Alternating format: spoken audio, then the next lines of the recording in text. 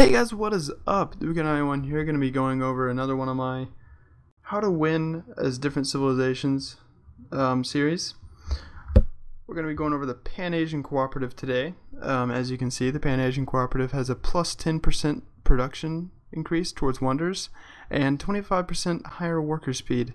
This is going to be very good for making a largely production-based economy, not primarily for expanding cities rapidly, but more for centering production in just a few very, very large cities, very large scale cities. As you can see, I've chosen the +2 production for engineers as far as your colonist goes. This is going to help you crank out even more production, get even higher production rates. Trade and production do tie hand in hand in a lot of ways as far as the virtues go. So you're going to want to watch that as well, because it's actually very important to produce those trade units and to protect those trade units. As you see here, for the spacecraft, I've chosen retrograde thrusters.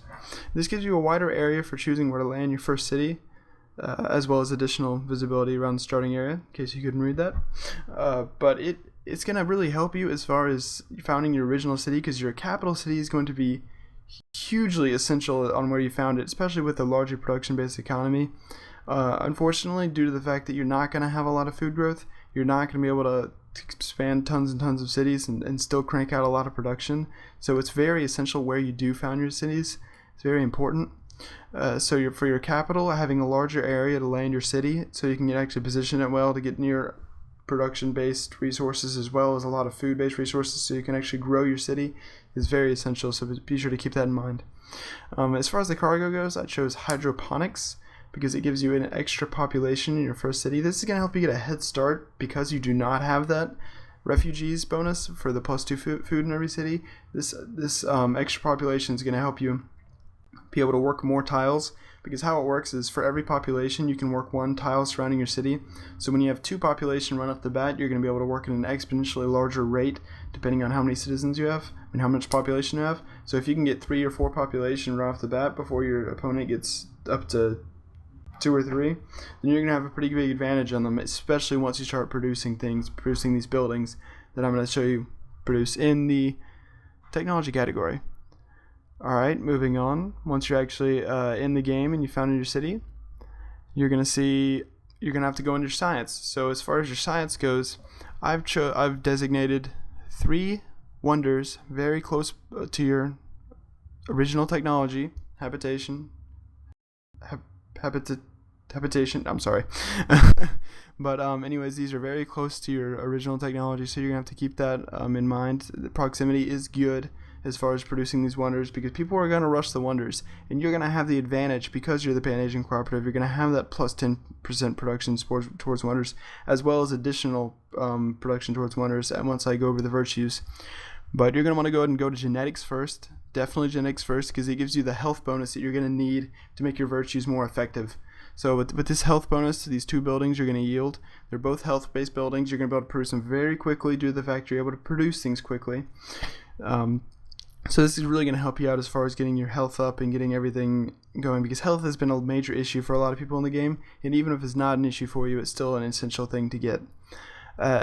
This will be able to enable you to get the genetic mapping once you've researched genetics. I would go ahead and go genetics and go straight into genetic mapping, but you might want to step back into pioneering before you invest in physics or engineering, just because it'll probably be down to like 4 or 5 turns by the time you actually get around to it.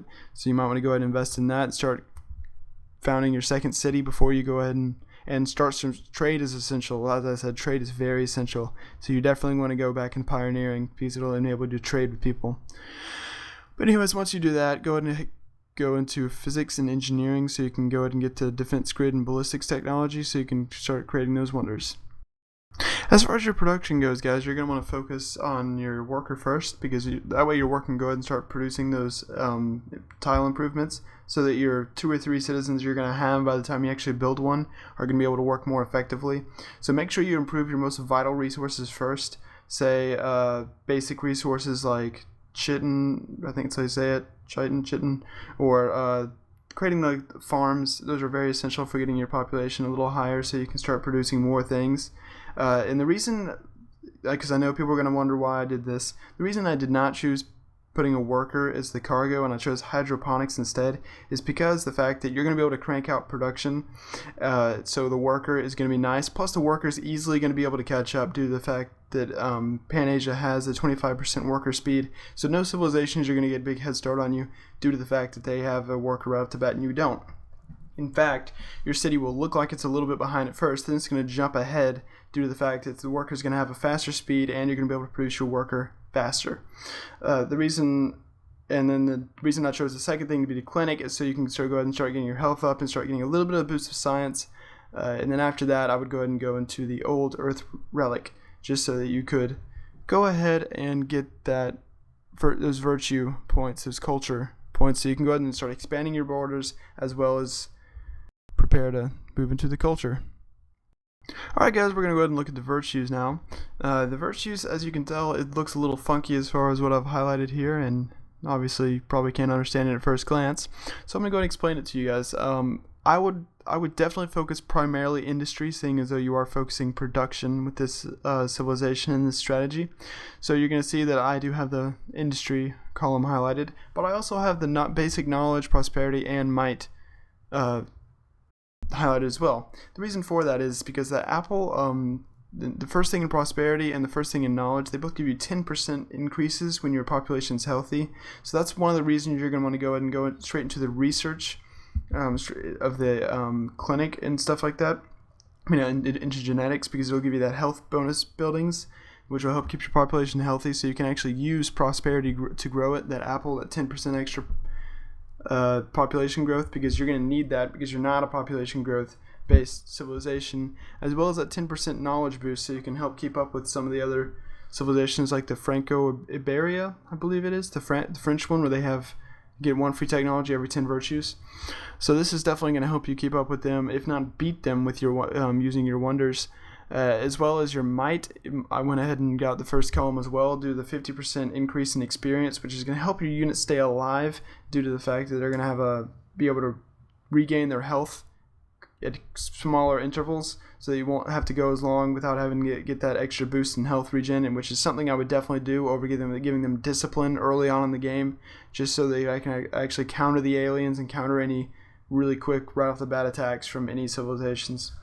Then you're going to see that I've highlighted the far right column, in the very far right in industry, and the far right of that you're going to see that I've highlighted this one little tile that's actually going to be your 15% boost to wonder production, which is just absolutely huge, seeing as though you already have the 10% production towards wonders, which is going to give you a total of 25% production speed towards wonders. So you're going to be able to absolutely crank out these wonders, especially if you continue going down this tree and getting all these production and trade boosts. There are trade boosts in here, which is why trade is also essential as a civilization. So you're going to want to continue focusing all of the industry. Once you do that, you may want to delve into a little bit of the prosperity if you do have health problems, or if you start getting behind in science, go a little bit into knowledge, but keep in mind, don't go too in depth in that. And another reason I've split up a lot of the one categories instead of going straight down industry, as you can see, there's only 5 tiles, 5 different virtues to get in the industry first tier, while if you look at the far left where it says tier 1, you'll see that there's 6. If you get 6, you get a boost of some sort. It's either a free virtue or something, I don't exactly remember, but getting an extra tile in knowledge, prosperity, or might is definitely going to help you get that free boost, which is ridiculous not to get, seeing as though you're just one off from it. It'd be stupid to continue going down this tree without investing in anything else. I didn't realize that at first, which is why I'm going ahead and making it very explicitly known, because it actually is really going to help you boost either your research or your virtues, because sometimes it even gives you a free virtue, which means you get 2 for 1, so you basically just get a free virtue of your choice. But anyways guys, thanks for watching this video. If this helped you, if you liked it better in this format than the previous format, let me know. If not, I can definitely go back to the previous format. But anyways, once again, thanks for watching. Be sure to like, comment, subscribe for more, and I'll see you guys next time.